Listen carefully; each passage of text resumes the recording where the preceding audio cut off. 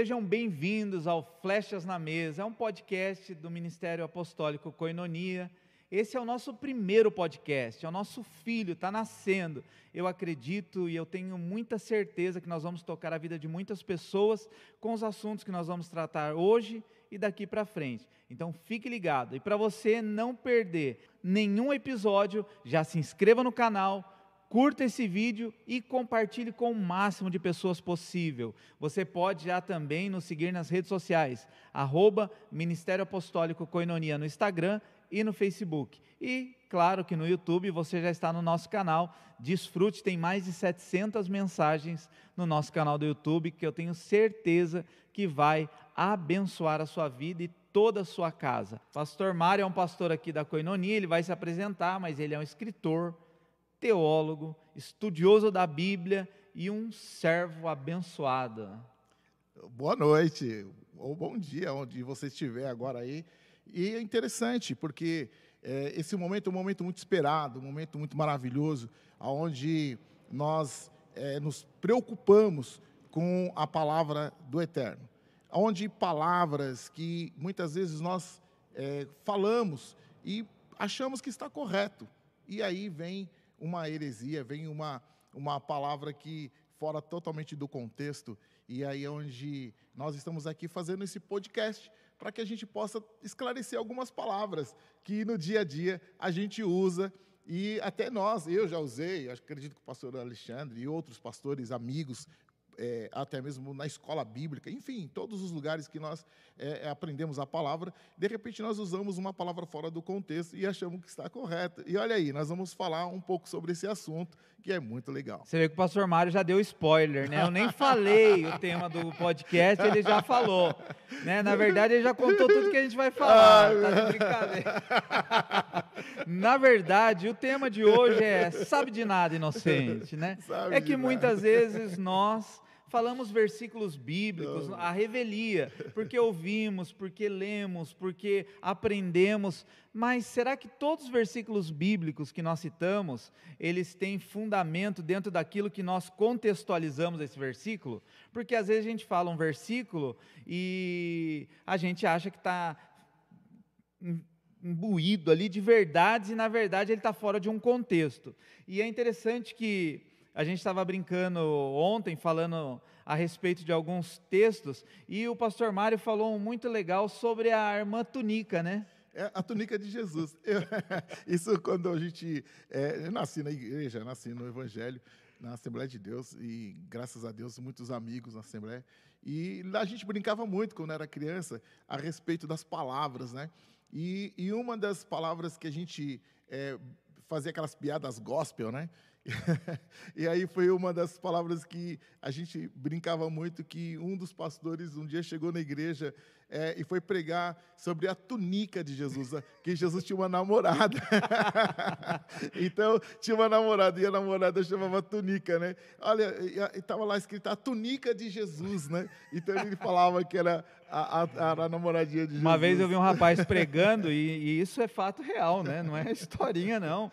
Uma vez eu vi um rapaz pregando, falando, não, porque Jesus, quando foi lá, ele se encontrou com a viúva do Naim. Aí eu fiquei, viúva do Naim? Quem que era essa viúva do Naim?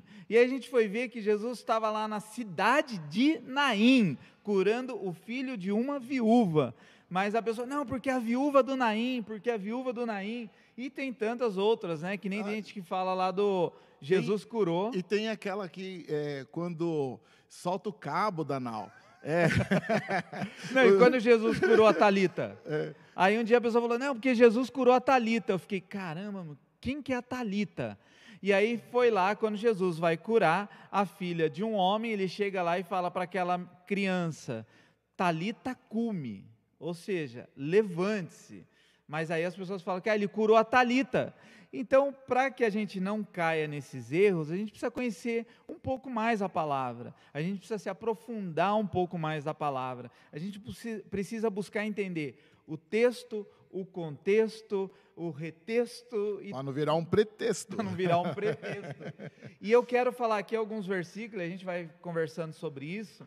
Eu anotei aqui alguns versículos que a gente pode falar, de que a gente ouve Muito. Você quer falar o primeiro? Sim, eu achei interessante um versículo que eu encontrei no livro de Jeremias, no capítulo 29, versículo 11, que fala assim: porque eu bem sei os pensamentos que tenho a vosso respeito, diz o Senhor, pensamentos de paz e não de mal, para vos dar o fim que esperais.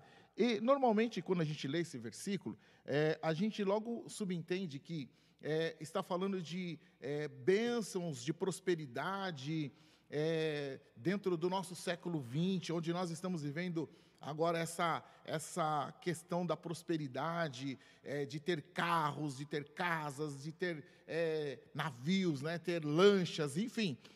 Então, quando a gente lê esse versículo, a gente logo vê, porque eu bem sei, então Deus sabe dos meus pensamentos, que ao meu respeito eu tenho um pensamento Ele vai dar um pensamento de paz, Ele vai me levar para os mares desses oceanos, né?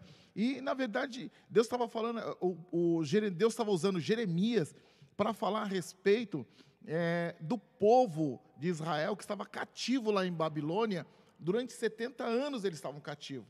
E Deus dá uma palavra para o povo que estava cativo, preso, 70 anos lá na Babilônia, que Ele ia levar de volta para a terra deles novamente. Ia dar para eles aquilo que eles estavam esperando, ia trazer a paz de novo no corações deles.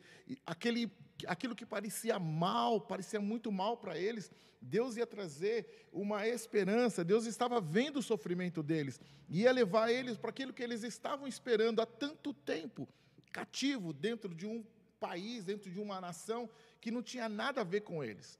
E aí, Deus usa Jeremias e fala essa palavra para Jeremias.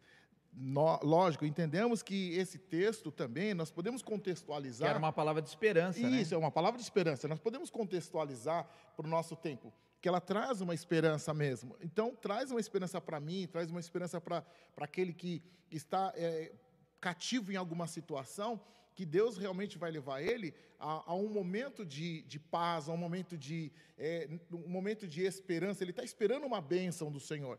Nós podemos, não está errado contextualizar isso, mas muitas vezes nós só levamos para esse lado, e esquecemos do verdadeiro contexto da história e daquilo que realmente Deus estava levando Jeremias a profetizar esse texto e essa palavra.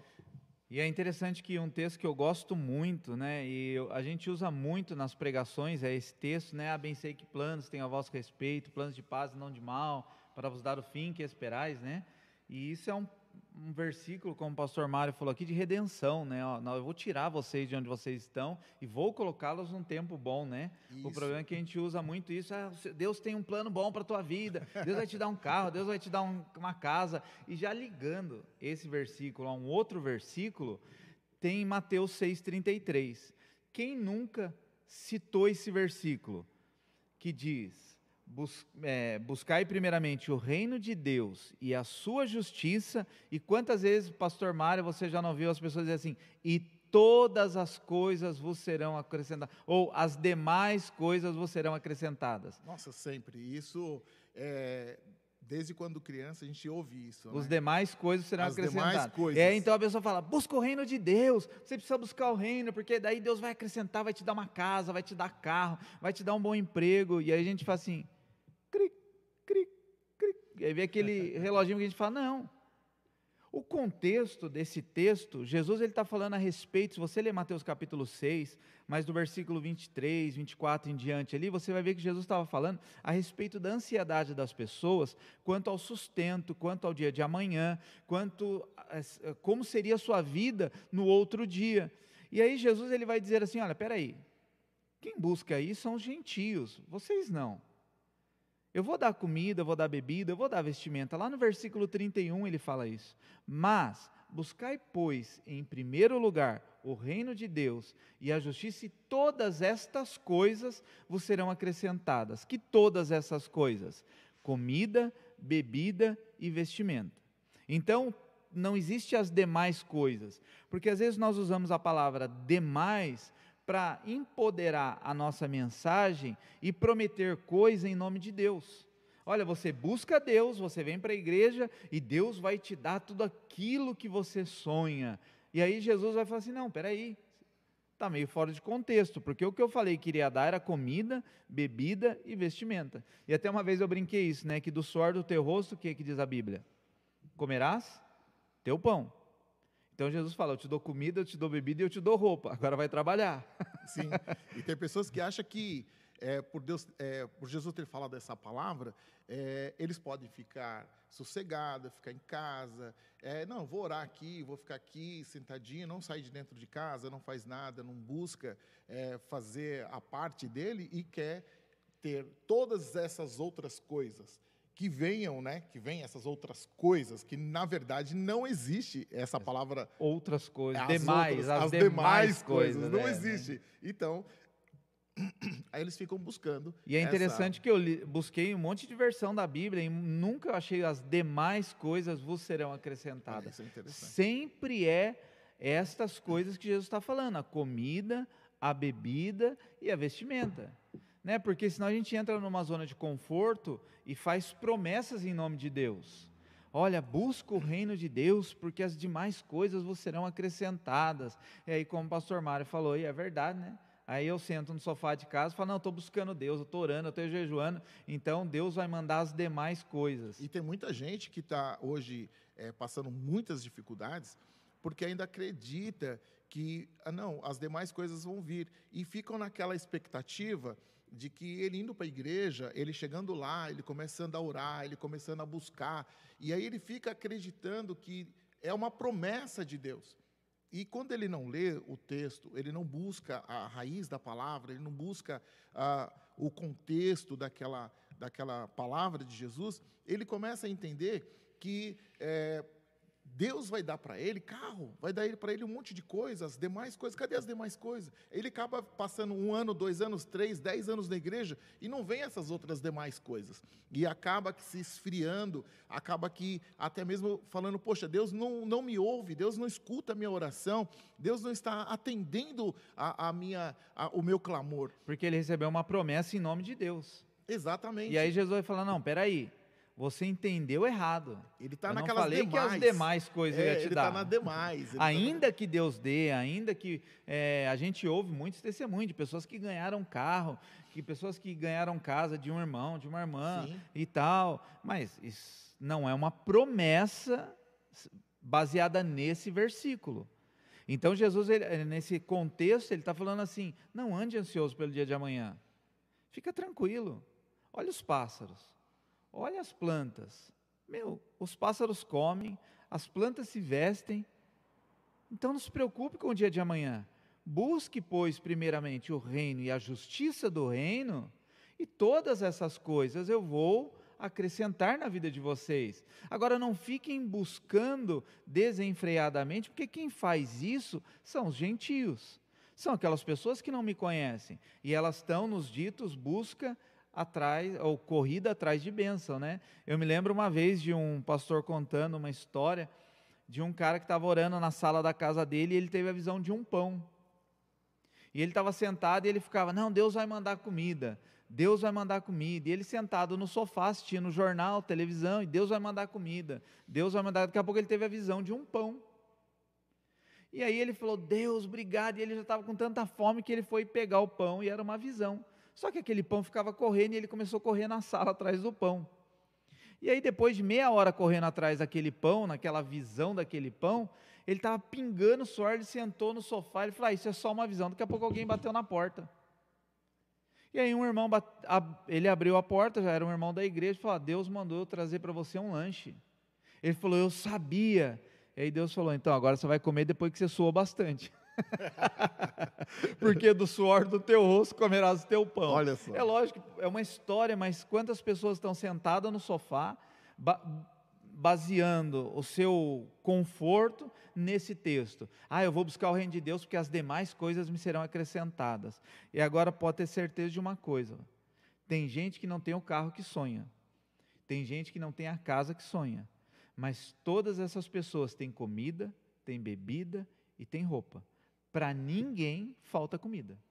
Sim, porque crê na palavra corretamente, né? E aí quando você ora a palavra corretamente, a comida, a bebida e a vestimenta virão, porque isso sim... É promessa. É a promessa, é o que Jesus assegurou. Profética. Eu vou te dar. Então, quantas vezes, né? Ele assegura quando a palavra é dele, né? Ele fala que a palavra dele não volta vazia. Então, jamais a palavra de Deus vai voltar vazia. Porque quando ele falou, aquilo que ele fala acontece. Isso a gente vê desde Gênesis, né? Desde Gênesis nós vemos a palavra de Deus cumprindo. Haja e ouve. Haja isso, haja o sol, haja a lua, haja... Então, nós vemos que a palavra de Deus, ela se cumpre. E uma das coisas que é muito importante nós observarmos, que quando nós falamos de Jesus, ele é a palavra, é encarnada do próprio Deus. Ele é o próprio Deus encarnado. Então, quando Jesus fala, acontece.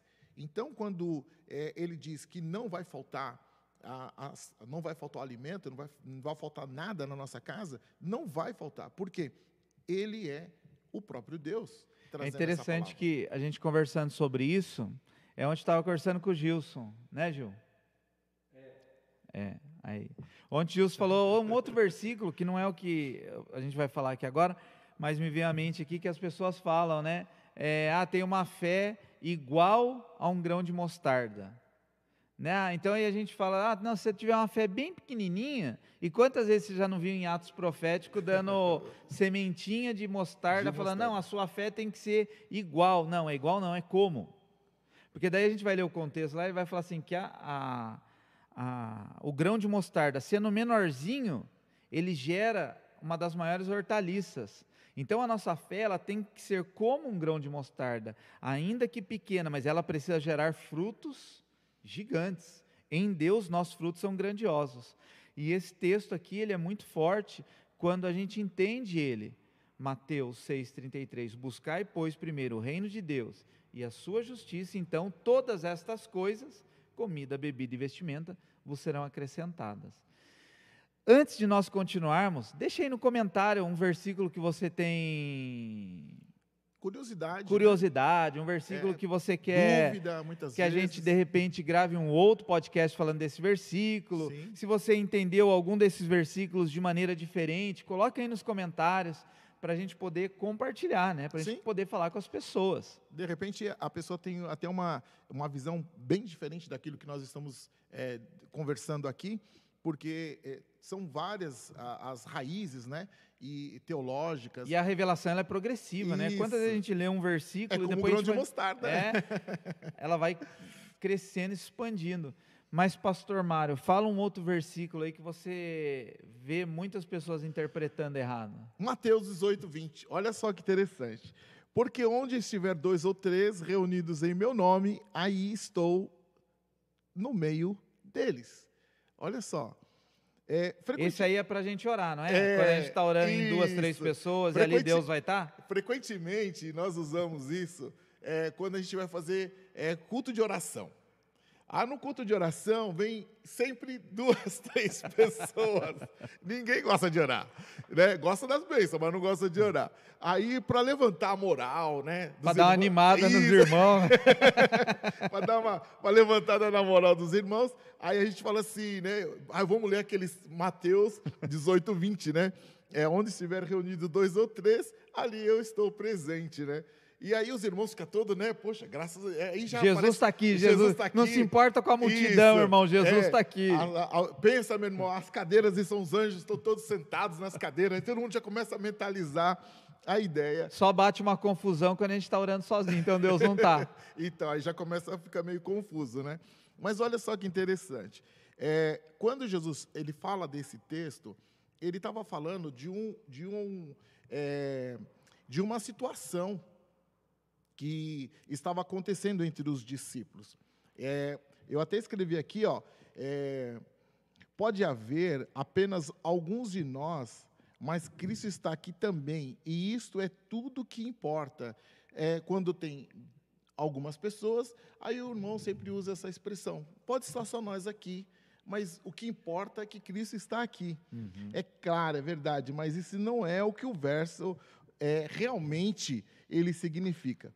No contexto lá, nós vemos lá que Jesus ele estava falando, explicando para os discípulos, porque estava havendo uma confusão, lá no texto estava havendo uma confusão. E essa confusão, Jesus chega e fala assim, onde estiver quando tiver 2 ou 3 ali, podendo duas ou 3 pessoas, elas são testemunhas de uma determinada situação. Então, quando tem uma situação de conflito, uma situação de discussão, ou um problema acontecendo dentro da própria igreja, ou dentro da própria comunidade, tendo 1 ou 2 pessoas como testemunha, então, aquelas pessoas, elas são pessoas que podem ser uma testemunha naquela situação, né? Então, quando Jesus coloca esse texto, é exatamente esse é o contexto do texto, né? A questão do julgamento, né? Isso, É mais do ou menos aquilo lá. julgamento. Tem um irmão tribulado aí, traz ele aqui, traga Isso. com 2 ou 3 testemunhas, e eu estarei no meio, eu estarei Isso. olhando e eu estarei julgando essa situação. Ou seja, não estarão sozinhos. Não tem nada a ver com o contexto de, tem 2 ou 3 irmãos orando, Jesus está presente ali. Exato. Então, quando se tem um problema na igreja, você nunca vai sozinho, não vai lá sozinho julgar aquela causa, mas então Jesus ele dá essa autonomia, essa autoridade para a pessoa, para o líder daquela comunidade, quando ele tem 2 testemunhas, porque aquelas 2 pessoas são 2 ou 3 pessoas, elas já podem ser testemunha daquela situação e julgar aquela causa como positiva, como negativa. Entenda algo, a gente não quer estragar a fé de ninguém, né? Mas, na verdade, é contextualizar os assuntos. Eu posso dizer que onde tem 2 ou 3 pessoas, Jesus está ali? Posso. Pode. Porque onde tiver uma pessoa, Jesus está ali. Onde Sim. tiver 2 ou 3, Jesus está ali. Onde tiver 4 ou 5, Jesus está ali. E agora, nós entendemos que às vezes nós usamos essa palavra fora do contexto. E assim nasce muitas fake news. O que é uma fake news? É você pegar uma notícia pela metade e colocar ela como uma verdade. E aí, ao longo da nossa vida, nós vamos pegando alguns versículos que nós ouvimos e saímos replicando, sem buscar o contexto do versículo, sem buscar entender a história que envolve esse versículo, né? E esse é muito interessante porque quebra alguns pastores, a começar de mim. Quando a igreja está vazia, a gente fala, não, irmão, vamos orar, irmão, Deus está aqui, tem 2 ou 3 reunidos, Jesus está aqui. Sim, Jesus está. Quando eu venho aqui às vezes na igreja de manhã, de tarde, às vezes orar sozinho, Jesus está aqui também. Sim. Jesus sempre vai estar com você. Isso não quer dizer também que vamos tirar, onde estiver reunido 2 ou 3, Deus está presente, isso sempre vai estar. Mas quando se trata exclusivamente desse versículo, ele não está dizendo exclusivamente nessa situação, né? Onde estiver reunido 2 ou 3, ele está presente. No caso, o contexto que mostra uma outra. E agora é interessante que a gente precisa ficar bem esperto quanto a tudo isso, porque esse podcast é para trazer esclarecimento, e nós vamos falar muito a respeito disso. Mas não é para você agora sair apontando a pessoa, quando uma pessoa falar, irmãos, vamos orar, onde 2 ou 3 estiverem reunidas. Não, irmão, eu aprendi lá no podcast que está fora de contexto. Né? Entenda que nós estamos reunidos, Jesus está presente em todos os lugares, Ele é onipresente, Ele está... Quando um está orando, quando 10 estão orando, não importa o tanto de pessoas que estão orando, Ele sempre vai estar presente. O que nós estamos querendo trazer, esclarecer, é que tem textos bíblicos que, quando você lê, você fica enfatizando algo que não é exatamente aquilo que o texto está querendo dizer. É lógico que onde estiver reunido 2 ou 3, Deus está presente. Mas quando tiramos um texto fora do contexto, vira um pretexto. Então, na verdade, nós não podemos deixar essa brecha, essa abertura. Nós queremos mostrar que estamos entendendo, e quem está lendo o texto está também entendendo que existe ali toda uma história, toda uma situação que Jesus estava falando, que estava acontecendo naquele momento, naquela situação, naquela igreja ou naquele local. Então, tem versículos que, lógico, a gente, quando for falar, a gente vai buscar corretamente o texto para posicionar uma situação dentro da igreja, um estudo, alguma coisa que formos falar. É interessante que tem um outro versículo. Tá bom, papo. Eu acredito que a gente está caminhando bem. Se você está gostando aí, curta, compartilhe com pessoas e não esqueça de colocar lá nos comentários o que você está achando, o que você entende a respeito disso e também se você quer conversar sobre outros versículos que você tenha dúvida, coloca aí. Mas tem um outro versículo que talvez a gente já tenha ouvido muito, eu não vou orar de manhã, não vou orar de tarde, não vou orar de noite, eu vou orar na madrugada. Irmão, e principalmente os pentecostais, né? Porque de madrugada a fila é menor, de madrugada tem menos gente orando, e a Bíblia diz, aí muitas pessoas, então ela vai estufar o peito agora e vai falar assim, a Bíblia diz em Provérbios capítulo 8, versículo 17 que eu amo os que me amam, e os que de madrugada me buscam, me acharão. Então vamos orar de madrugada, que a gente acha Jesus é na madrugada. Está fora de contexto. Na verdade, se a gente for olhar, o capítulo 8 de Provérbios, ele fala de sabedoria. Ele não está falando de oração, ele não está falando de subir um monte para orar, ele não está falando que o horário melhor para subir a um monte para orar é na madrugada, porque a fila é menor e porque Deus ama quem busca Ele de madrugada. Ainda que de madrugada é gostoso orar, porque é um silêncio absoluto. Eu amo orar pela madrugada, ou pelas madrugadas, porque minha filha está dormindo, minha esposa está dormindo, está aquele silêncio, não passa um carro na rua praticamente, e aí eu tenho aquele momento meu com Deus. De manhã tem aquela agitação de celular chegando mensagem, de barulho de carro, de telefone tocando e tudo isso. Mas o contexto de Provérbios 8:17 é o quê? Que nós precisamos buscar sabedoria com tanta intensidade que nós não vamos ver a hora passar. Nós precisamos ser intensos na nossa busca em Deus, de conhecimento, de sabedoria, de plenitude dEle em nós. E então na madrugada, ele fala de madrugada, ele fala de hora avançada. Sim. Na madrugada, quando você fala na madrugada, é que altas horas, é o tempo que você gasta, é o tempo que você busca.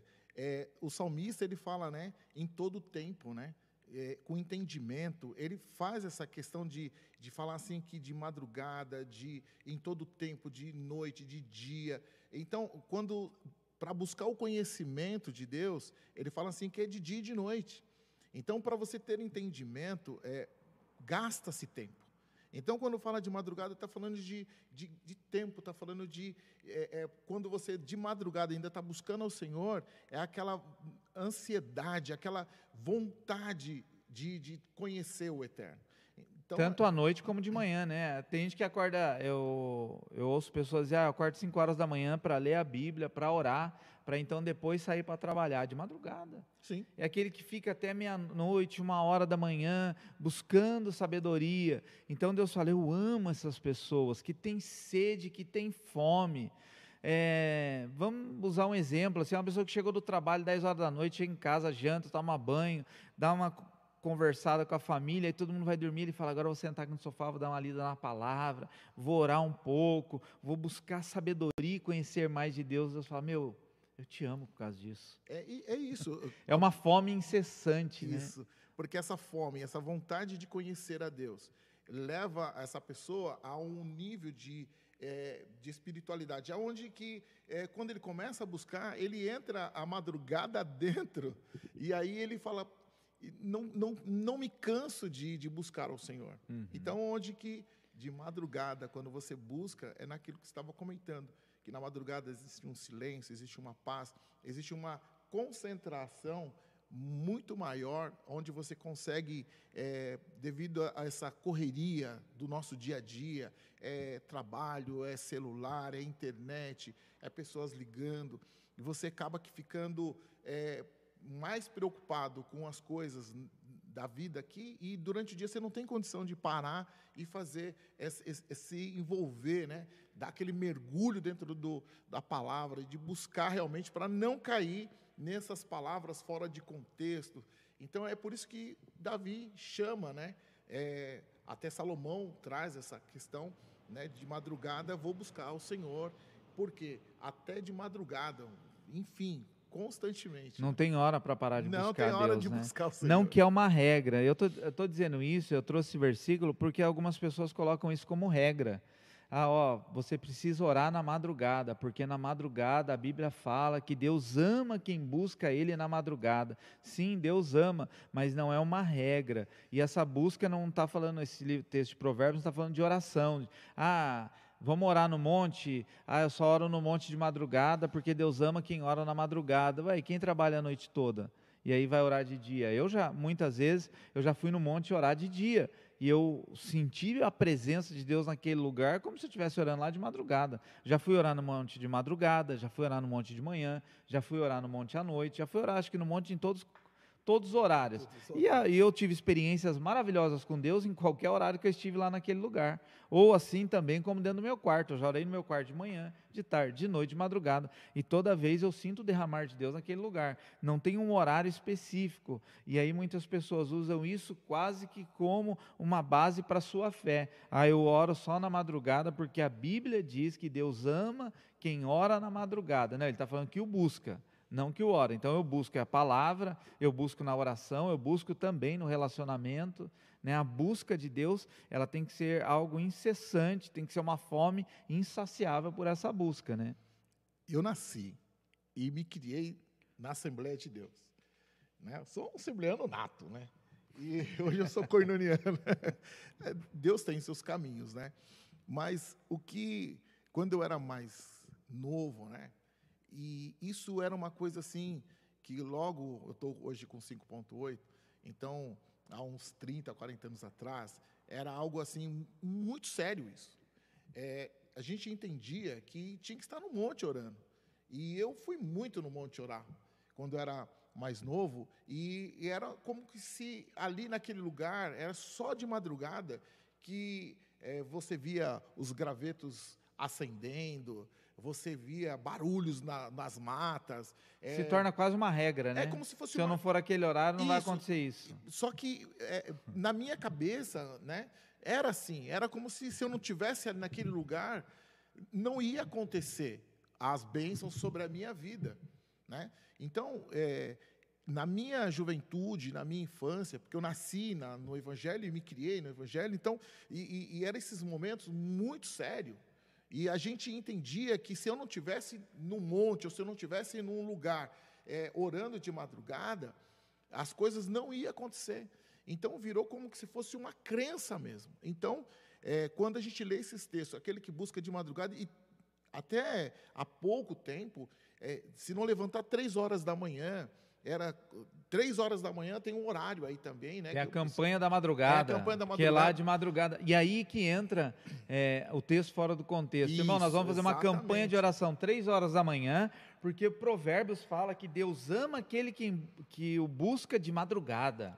Então, irmã, a campanha da madrugada. E aí a campanha das 3 horas da tarde, então não vale, a do meio-dia não vale. Porque se a pessoa trabalha à noite, ele vai ficar triste, porque ele não pode, de repente ele vai ficar, não, eu estou trabalhando aqui, e ele começa a orar, de repente ele tem que ficar concentrado no trabalho, ele não pode orar naquele momento.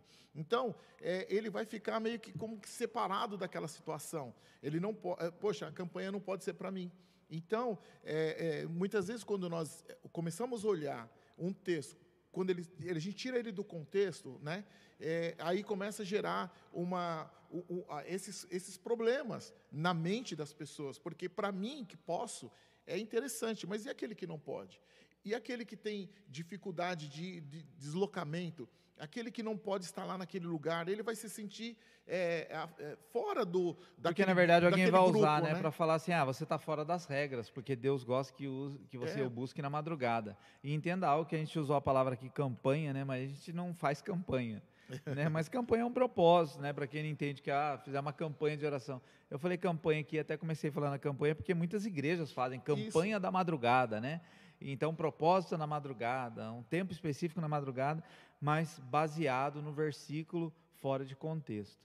E assim a gente vai vendo muitos versículos. A gente teria aqui milhares de versículos para a gente falar, que estão todos fora de contexto, Até tem um outro versículo que fala em Atos, capítulo 16, versículo 31, quando Paulo e Silas falam para o carcereiro: creia no Senhor Jesus, será salvo tu e toda a tua casa. Muitas pessoas têm isso como uma promessa. Olha, há uma promessa de Deus. Ali é uma orientação que Paulo dá. Olha, eu quero falar para você, carcereiro, que se você crê no Senhor Jesus, vai ser salvo tu e toda a tua casa. E esse é o conselho que eu dou hoje para você que está assistindo esse podcast. Se você crê no Senhor Jesus, há uma grande chance de toda a sua casa passar a crer também, Sim. porque você vai passar a transbordar de Cristo. Então nós precisamos nos apropriar da palavra de Deus e manifestá-la dentro da nossa casa, mas entendendo que não é uma promessa, é uma orientação de Paulo. E aí por que eu falo isso? Porque tem muitas pessoas também, baseado nesse versículo, que se frustram. Quantas pessoas chegam até mim, provavelmente até você, falando assim: ah, pastor, não tem uma promessa na Bíblia que eu serei salvo e toda a minha casa vai ser salva? E aí a pessoa coloca, por causa de uma palavra fora de contexto, ela coloca a sua fé em xeque. Porque um parente dela morreu e não conheceu Jesus, o que ela começa a entrar em piripaque lá? Fala, mas há uma promessa que a minha casa toda seria salva.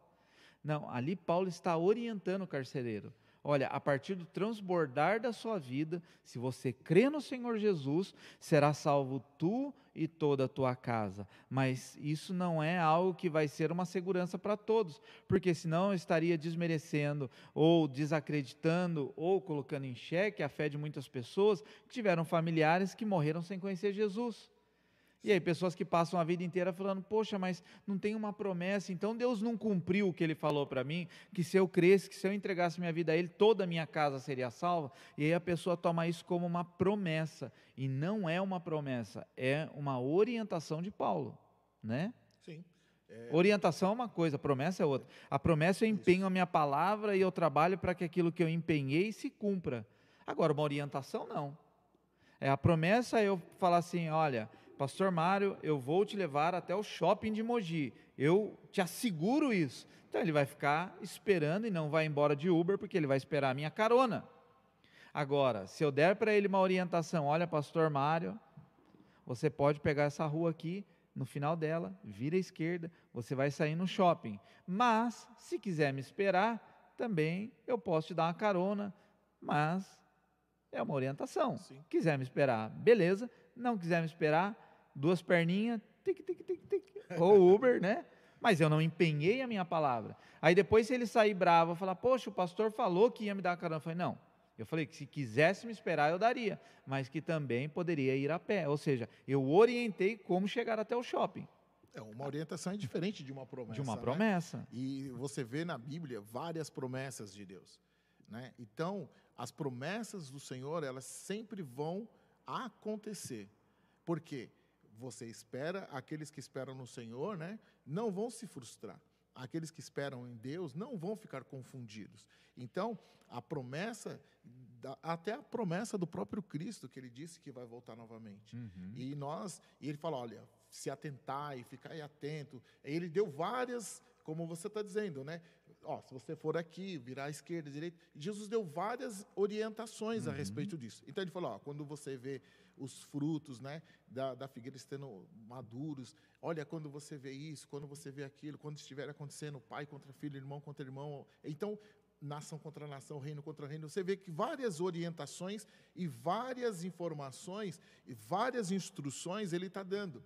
E ele, baseado nessas orientações, ele fez uma promessa que voltaria. Então, a promessa, ela é decorrente de várias orientações. Então, ele tem orientado e vai voltar. E assegurado. Então, e assegurado, né? Ele deu um destino e ele mostra o que vai acontecer lá na frente. Tá muito bom o papo, assim, a gente poderia ficar aqui horas, até porque tem outros versículos e tem outros temas que eles vão se abrindo a partir do momento que a gente vai falando, né? Mas nós estamos chegando ao fim do nosso primeiro podcast, do nosso primeiro bate-papo, Flechas na Mesa. Eu queria te desafiar a compartilhar esse vídeo com o máximo de pessoas que você puder, para que pessoas possam conhecer também da palavra, e também pessoas se inscreverem no canal, e vão ser abençoadas por mais de 700 mensagens que tem ao longo do canal, e não são só mensagens minhas, do pastor Mário e de outros pastores aqui do ministério, são preletores que nós trazemos, tem a conferência Flechas e tem tantas outras mensagens lá que eu tenho certeza que vai abençoar a sua vida. E, pastor Mário, a gente está acabando. Sim, é uma pena. Temos vários outros versículos, muito gostoso de falar sobre esse assunto, porque esclarece, traz assim um start, né? Nós estamos vivendo um momento muito difícil na nação, muito difícil no mundo, né? Onde a internet, a mídia, você vê, hoje você liga lá, entra no YouTube, você vê centenas de ministrações. Agora, como você identificar uma palavra que ela não está fora de contexto? Como que você vai identificar uma palavra que é sadia, uma palavra que está bem orientada, uma palavra que está bem dentro de um contexto que o próprio Cristo ensinou? Então, nós precisamos nos atentar. Eu acredito que esse podcast, ele vem justamente trazer esse start para que a gente possa realmente abrir a nossa mente e entender que tem palavras que muitas vezes a gente acreditou a vida inteira e que, de repente, você vai estudando, como aquela palavra de Davi, do Salomão, né? Salomão chama a atenção que tem que buscar, até de madrugada, buscar o conhecimento.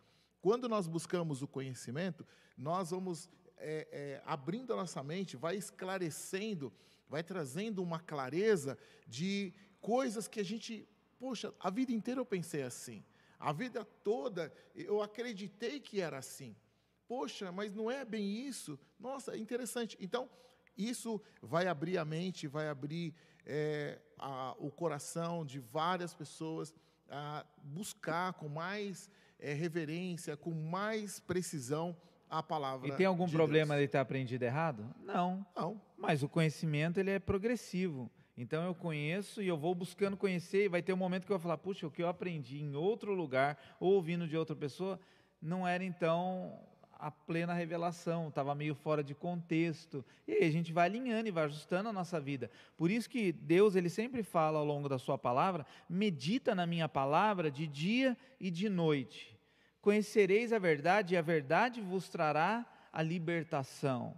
Então, ou seja, quando nós buscamos conhecer a verdade, e é interessante isso, porque às vezes nós ouvimos versículos e já saímos replicando, nós ouvimos boatos e saímos replicando, nós ouvimos mentira e saímos replicando. Esses dias eu estava pregando aqui, eu até falei a respeito de fake news, né, que o diabo é criador de fake news. Quando ele chega para Jesus lá no deserto, fala: olha, Jesus, pula daqui do alto, vai lá para baixo que o Senhor dará ordem aos teus anjos. Ele tira um versículo de contexto, e aí Jesus, conhecedor da palavra, ele fala assim: não, peraí, também está escrito. Ou seja, o versículo, o diabo, que você está usando, está fora de contexto, porque também está escrito que eu não posso tentar o meu Deus.